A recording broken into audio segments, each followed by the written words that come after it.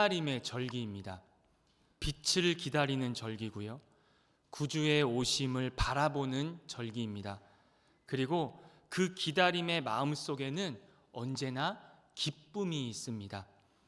그래서 대림절 세 번째 주일을 교회 전통에서는 기쁨의 주일이라고 부르기도 합니다. 그러나 우리는 점점 기쁨을 잃어가는 시대를 살고 있는 것 같습니다. 경제적인 어려움, 그리고 세상 돌아가는 불안 속에서, 가정의 문제 속에서, 건강의 문제 가운데 우리 현실은 기쁨보다 근심이 더 익숙해져 가고 있는 것 같습니다. 어떤 인터넷 기사 칼럼에서 이런 글을 보았는데요.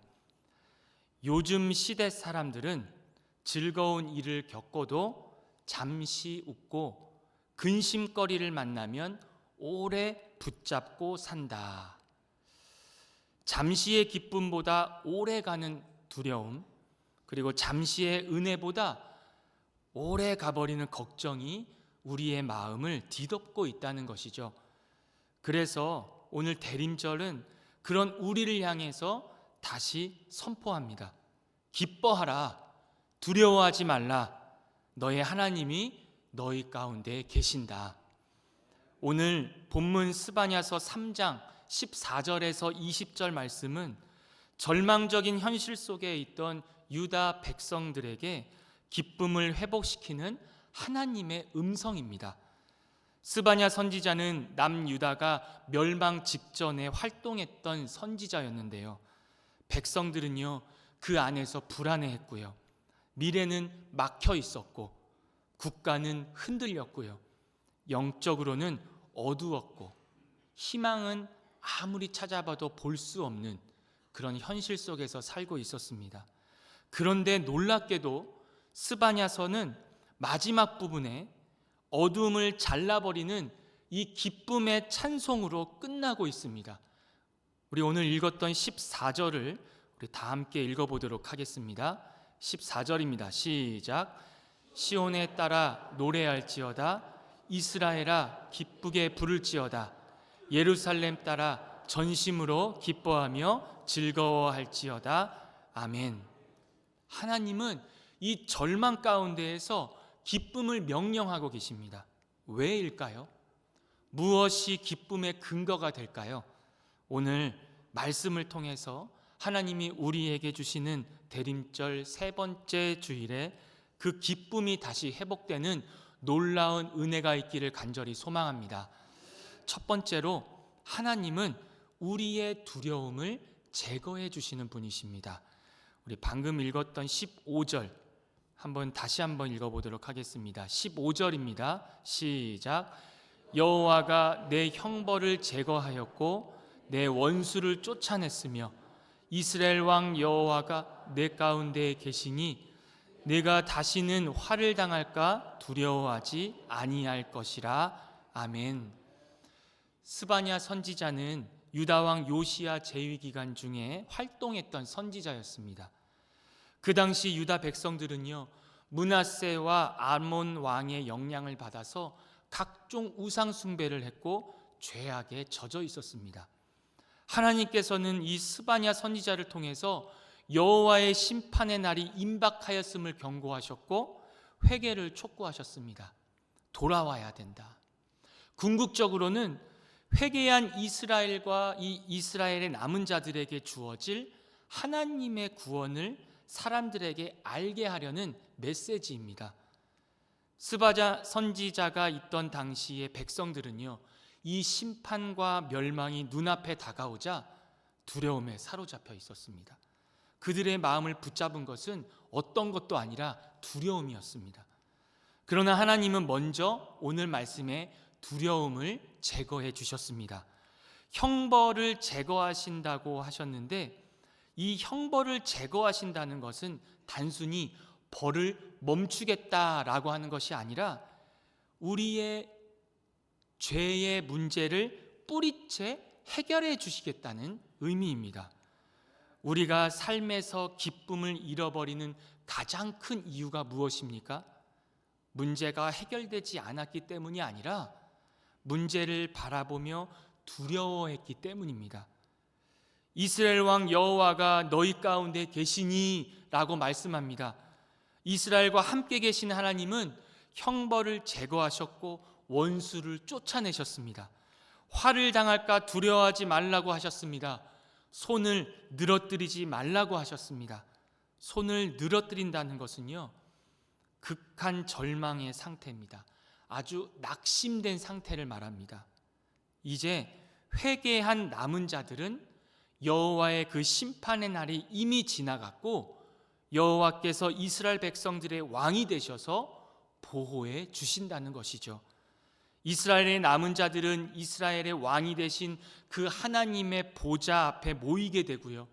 그리고 하나님은 시온에 있는 그 보좌에서 왕노릇하실 것입니다. 하나님은 남은 자들의 왕으로서 보호자가 되신다고 하셨습니다. 그들에게는 더 이상 악한 일이나 두려운 일이나 화를 당한 일이 없다고 말씀하십니다. 그렇기 때문에 결코 두려워하지 말고 노래하고 전심으로 기뻐하고 즐거워하라고 하나님께서 말씀하십니다. 하나님 여호와께서 함께 하시면 모든 재앙은 떠나고 기쁨과 즐거움이 충만케 될 줄로 믿습니다. 죄악된 백성에게서 떠나셨던 하나님은 회개한 백성들과 반드시 함께 하신다고 말씀하고 계시는 겁니다. 한 소년이 있었습니다. 밤마다 방 안의 구석에서 커다란 괴물 그림자가 나타난다고 밤마다 무서움에 떨며 울고 있는 한 소년이 있었습니다. 부모님이 확인해 보아도 아무것도 없었지만 소년은 매일 밤마다 계속 두려워했습니다. 어느 날 아버지가 소년에게 이야기합니다. 아들아, 아빠랑 같이 한번 가볼까? 아버지와 함께 조심스레 방으로 들어갔습니다. 컴컴한 방 안에 아버지가 불을 켜는 순간 소년이 깜짝 놀라서 얘기합니다. 괴물처럼 보이는 그림자가 아빠, 창밖에 가로등에 비친 옷걸이에 걸린 내 패딩 코트였네? 라고 얘기를 합니다. 아빠가 얘기했습니다. 두려움은 어둠 속에서만 큰 얼굴을 만들어 빛이 들어오면 사라지는 것이란다. 성도 여러분, 우리의 삶 속에서도 두려움은 실제가 아니라 어둠이 만든 그림자일 때가 많이 있습니다. 빛을 비추시면 사라지는 것이 어둠입니다. 그 빛은 바로 하나님이 우리 가운데 함께 계시는 것입니다. 하나님은 우리의 근심의 뿌리, 죄의 문제, 형벌의 문제를 제거하시고 두려움을 몰아내 주십니다. 우리들의 모든 죄와 허물을 용서하신 하나님이 우리와 함께 계신 줄로 믿습니다. 두려움은 다 사라지고 즐거움만 가득 차 있습니다. 하나님께서 다 해결하셨습니다. 모든 값을 지불하셨습니다.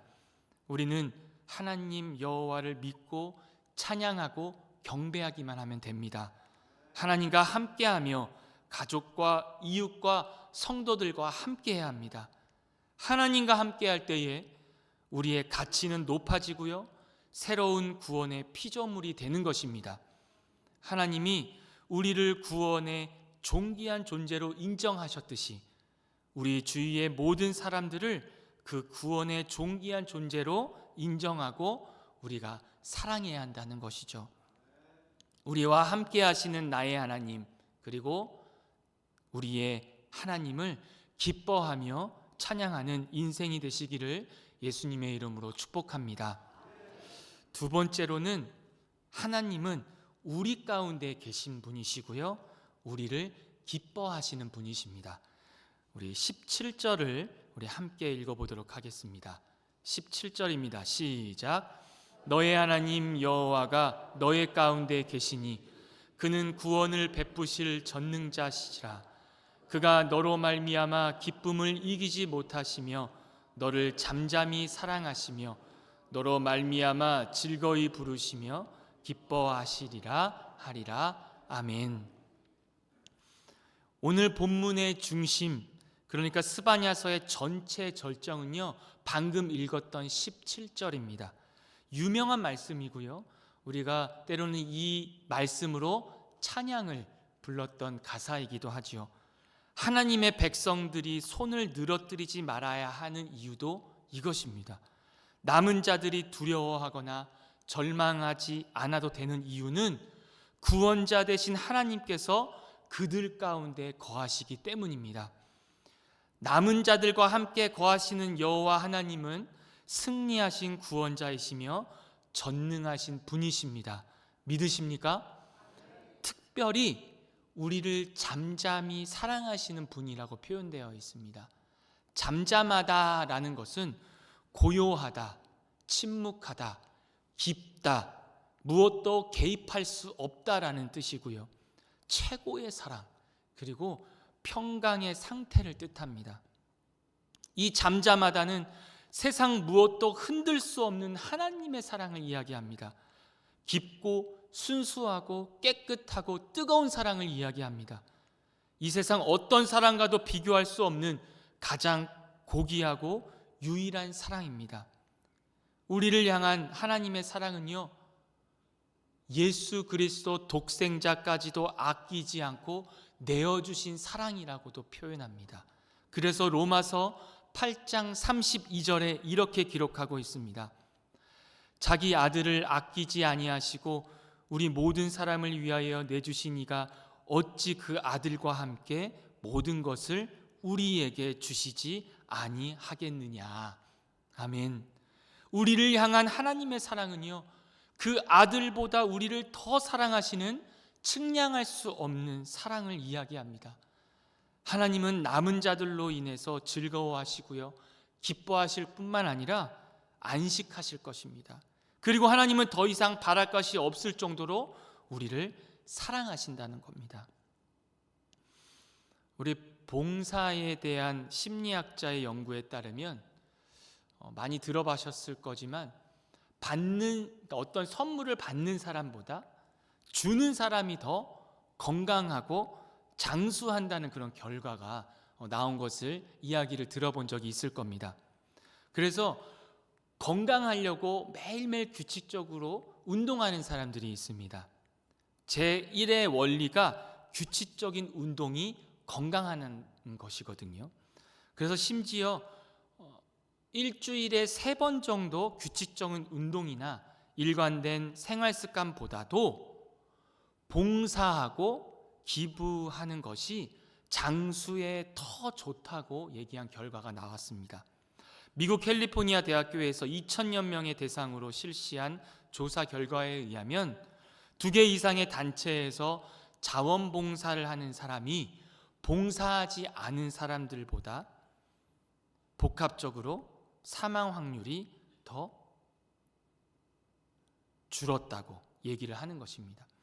미국의 사업가이자 역대 세계 최고의 부자로 손꼽히는 여러분이 잘 알고 있는 록펠러라는 사람이 있습니다.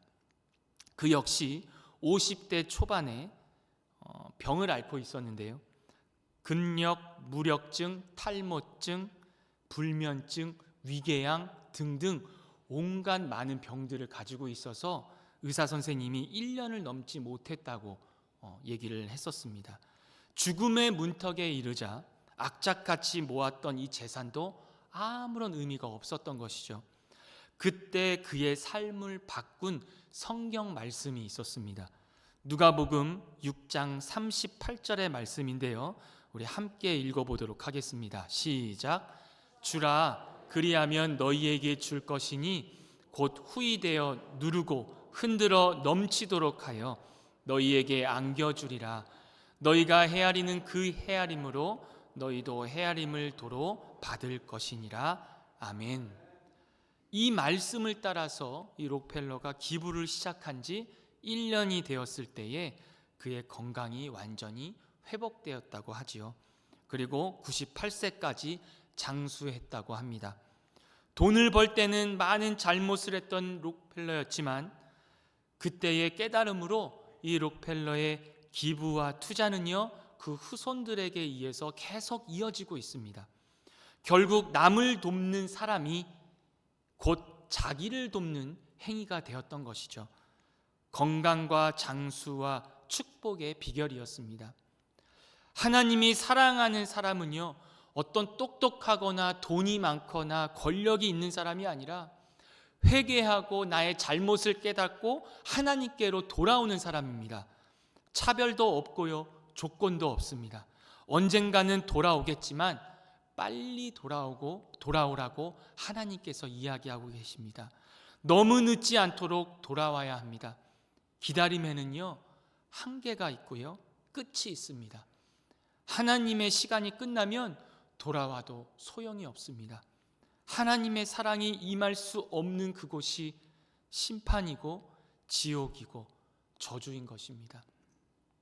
지금 하나님은요, 우리 모두를 간절히 기다리고 계십니다. 아니, 우리뿐만 아니라 우리 가족들을 기다리고 계시고요, 친척들을 기다리고 계시고요, 예수님을 믿지 않는 우리 이웃들을 기다리고 계시고, 직장의 동료들을 기다리고 계십니다. 회개하고 믿는 모든 사람들을 차별 없이 기다리며 잠잠히 사랑하시는 것입니다. 우리를 보시고 즐거워하시고 기뻐하시는 이유입니다. 우리가 하나님의 즐거움과 기쁨의 존재가 된 것이 기적이고 축복인 줄로 믿습니다. 세상이 아무리 어렵고 힘들어도요, 우리를 잠잠히 사랑하시는 하나님을 찬양하고 죽도록 충성하는 우리 모두가 되었으면 좋겠습니다. 여기서 하나님은 놀랍게도 우리의 기쁨의 근거가 아니라 우리를 기뻐하시는 분으로 말씀합니다. 우리가 하나님을 기뻐해야 하는 것이 아니라 하나님이 먼저 우리를 기뻐하신다고 말씀합니다. 여러분, 이것을 믿으십니까? 하나님이 나 때문에 기뻐하신다는 사실 말이죠. 한 부부가 있었습니다. 이 부부는요, 오랫동안 아이를 가지지 못했습니다. 그러다 마침내 귀한 생명을 선물로 받았습니다. 이 부부는요, 아이가 자라는 것만 봐도 너무나도 행복했고요, 무엇을 안 먹어도 배가 불렀고요, 울어도 너무 예뻤고요, 때로는 말썽을 피워도 미소가 지어졌다고 합니다. 말썽을 부어도 사람들이 이 아이가 뭘 그렇게 잘해서 그렇게 좋으세요? 라고 이 부부에게 이야기했을 때 이 부부는 이렇게 얘기합니다. 잘해서가 아니라요, 그냥 우리 아이니까요. 성도 여러분, 하나님이 우리를 기뻐하신 이유가 바로 이것입니다. 우리가 무엇을 잘했기 때문이 아니라 우리는 하나님의 자녀이기 때문입니다. 그분의 사랑하는 백성이기 때문입니다. 여러분이 힘들고 지쳐 있을 때에 하나님이 이렇게 말씀하십니다. 너 때문에 내가 기쁘다. 우리가 흔들릴 때 하나님은 말씀하십니다. 너는 내가 사랑하는 자라. 하나님이 우리를 부르며 기뻐하신다는 이 말씀은 대림절의 가장 큰 위로가 될 줄로 믿습니다. 우리의 기쁨은 환경에서 오는 것이 아닙니다. 우리의 기쁨은 어떤 것의 성취에서 오는 것이 아닙니다. 우리의 기쁨은 하나님이 오늘도 우리 곁에서 함께 계신다는 사실에서 나오는 것입니다. 세상이 아무리 어렵고 힘들어도 우리를 잠잠히 사랑하시는 하나님을 찬양하며 죽도록 충성하는 우리 모두가 되시기를 간절히 소망합니다. 세 번째로는요, 하나님은 우리의 상처와 흩어짐을 회복시켜 주시는 분이십니다. 우리 19절과 20절을 우리 함께 읽어보도록 하겠습니다. 시작.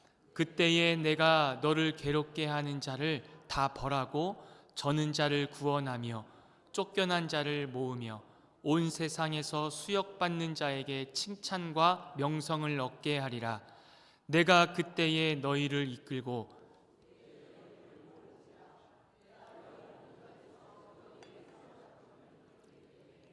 너희에게 천하 만민 가운데에서 명성과 칭찬을 얻게 하리라. 여호와의 말이니라. 아멘. 스바냐서가 쓰여질 당시 유다는요, 이미 흩어지고 무너질 위기에 있었습니다. 상처받은 민족, 뿔뿔이 흩어질 백성들, 회복될 수 없어 보이는 현실, 그러나 하나님은 말씀하십니다. 모두를 다시 모으시겠다고 약속하셨습니다. 우리가 읽은 성경 구절은 구원을 얻은 남은 자들의 모습을 보여줍니다. 과거에는 저는 자, 쫓겨난 자, 수욕을 받은 자였습니다. 그런데 이 처참한 상태에서 완전히 회복될 뿐만 아니라 그 이상의 명성과 칭찬을 얻게 된다고 기록하고 있습니다. 구원받아 남은 자들은 철저한 고난을 통해서 겸손해진 자들입니다.